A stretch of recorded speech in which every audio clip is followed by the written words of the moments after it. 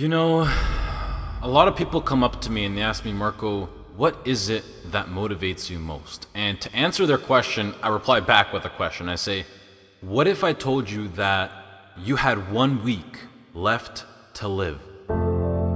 Would you regret not pursuing your dreams, passions, and desires? Would you regret not living your life to the fullest? Would you regret not spending as much time with your family, friends, or loved ones?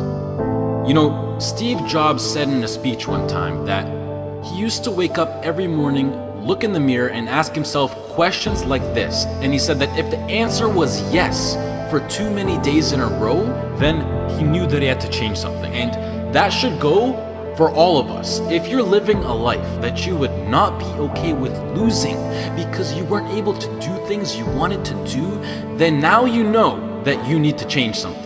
Life is simply too short and unpredictable to not live exactly the way that you please.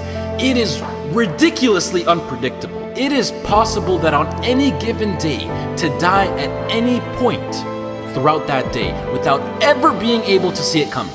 You know, when I was 13, I had this teacher who was an absolutely amazing person. I'd known him for several years then, and he had 2 kids, a loving wife. He was a man of God, contributed to the community. He gave us everything that he had, and he would bike to school every single day. I always remember him coming to school on his bike, and one morning on his way to school, it was early in the morning, he was crossing an intersection. A reckless driver comes out of nowhere, hits him, he dies on the spot, on the moment of impact.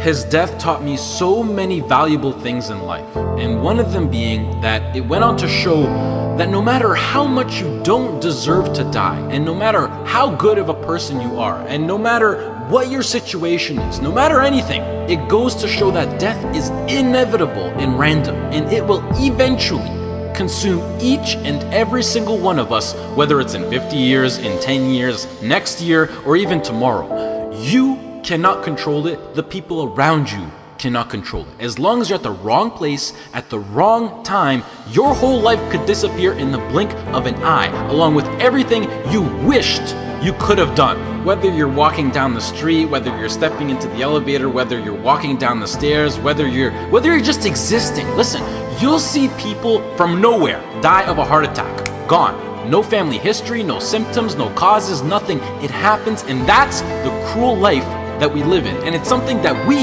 cannot control. So what I want to make clear is that regardless of the path that you take in your life, at one point death will consume you. It doesn't care whether you floss your teeth in the morning, whether you raise a family or not, whether you go on to be rich, poor, a success, a failure, whatever, you are still going to die at one point. It is that simple. And knowing that you're going to die soon should be the biggest motivation to both make the difficult decisions in life and to get your ass out of bed in the morning. So now the question becomes, what is it that you truly have to lose? If you pursue your dreams and you fail, sure, you might be a little bit more financially unstable. You might experience stress or other feelings you wish you never had to experience. But either way, even if you fail, you will end up back to where you started, which is where you are now. So what do you literally have to lose? Some of you right now, you're thinking about maybe starting a business. You have a great idea that you want to incorporate into your lifestyle. Maybe you're thinking about pursuing your dreams to the fullest. Maybe you're thinking about putting in the work to become a doctor, an engineer, a firefighter, a professional athlete. But some of you won't follow these ambitions because you're afraid. You're afraid to fail. You let the fear of failure dictate your actions, and you're afraid of what mama or papa thinks. You're afraid of what your sister, your brother thinks, or your grandpa or your grandma, or your cousins, or whoever. But what truly matters is you. You are in possession of a gift. You have a talent, and whatever that talent is, you can make yourself and the people around you a stronger and better place with it. But sometimes the only way to do that is to take a risk. At one point, you have got to take a leap if you want to make that gift that you have become a reality. Otherwise, society will gladly accept you as a 9-to-5 slave working just to pay off your rent and to stay alive and to live for the weekend, which is the absolute worst way to live. If you don't jump, believe me, if you don't pursue your gift, you will live a life full of regret, and your gift, your dreams, everything that you ever had to offer to the world will die with you. From first-hand experience, I am pissed off at myself. I am pissed off and I regret so much in my life. I can't even fathom explaining it. Not about what I've done, but what I haven't done. All the opportunities that I turned down and all the chances that I never took just because I was afraid or because I was worried about what other people think. And I officially decided to sit down. I sat down for weeks. I didn't just think of what I'm saying right now. I didn't think of it overnight. This is months. This is months of thinking, and I just sat down and I just wrote. And after comparing the randomness of death versus the chance of you failing while relentlessly pursuing your dreams versus the chance of you living a terrible life because you failed at pursuing your dreams versus just calling it a day right now and living a traditional Western world lifestyle versus everything you can think of versus absolutely everything. And I can gladly say that right now, as of this moment right here, I would rather live each day as if it were my last and take every risk possible in these sacred moments that I have on earth now to make myself as successful and happy as possible than to be sitting in my deathbed when I'm 90 years old regretting not taking a chance and thinking about what my life could have been if I just jumped when I was 18 or when I was 15 or when I was 22, because tomorrow is not a promise. I would rather die trying to live my dreams than to live a longer life filled with regret.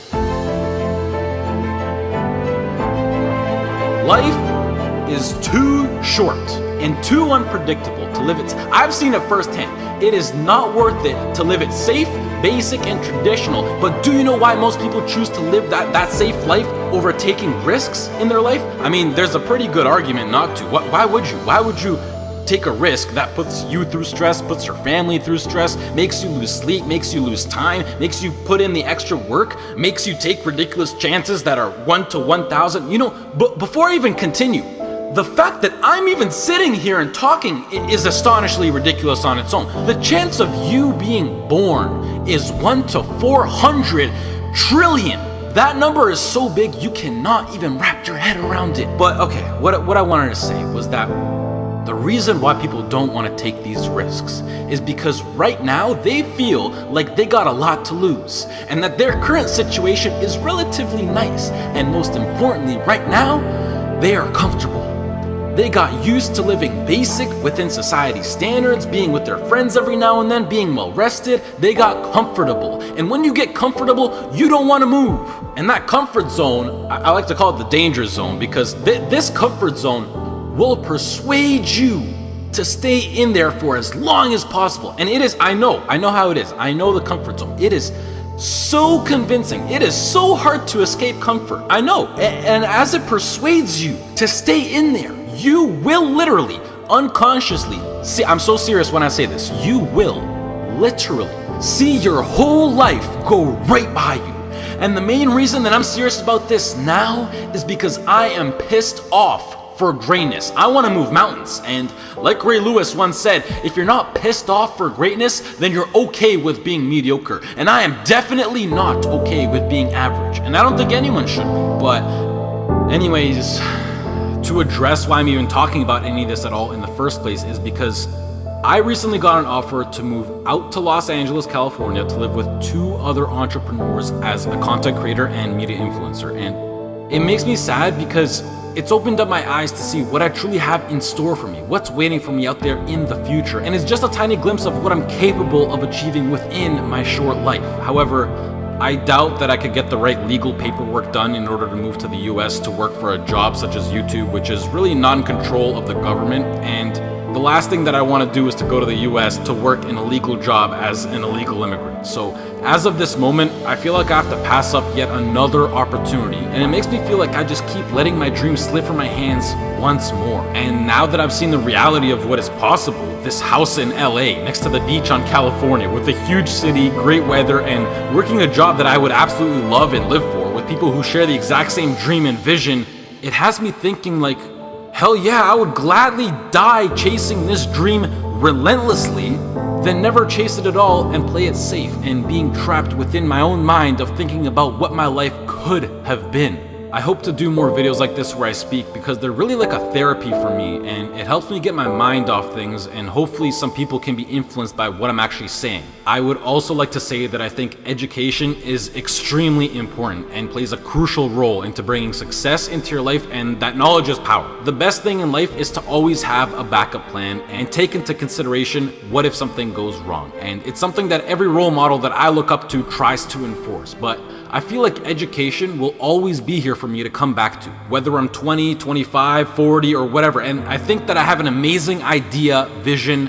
passion, and drive now in my peak, and that I'm able to capitalize on, which makes me feel like I'm throwing it away if I don't pursue it. And the biggest response that I've been getting recently is, Marko, what if it fails? Which, I mean, yeah, like, what if it fails? But that's the whole point of taking a chance with things like startup companies or entrepreneurship. It's ridiculously high risk. Like, what if I get hit by a car? What if I lose my wallet? Or better yet, what if this succeeds? You know, it's easy to be negative or to be closed-minded, but I think it's easier to be optimistic and to be open-minded. And please do yourself a favor, which is a separate topic on its own for another time, but try to surround yourself with people who impose and promote positivity and good vibes. You will notice the tremendous effect that it has on your lifestyle. Starting your own business or being self-employed, although preferable, doesn't exactly require any kind of diploma or degree. And I think that with a proper business plan and with the drive that people like you who are watching this video fuel me with,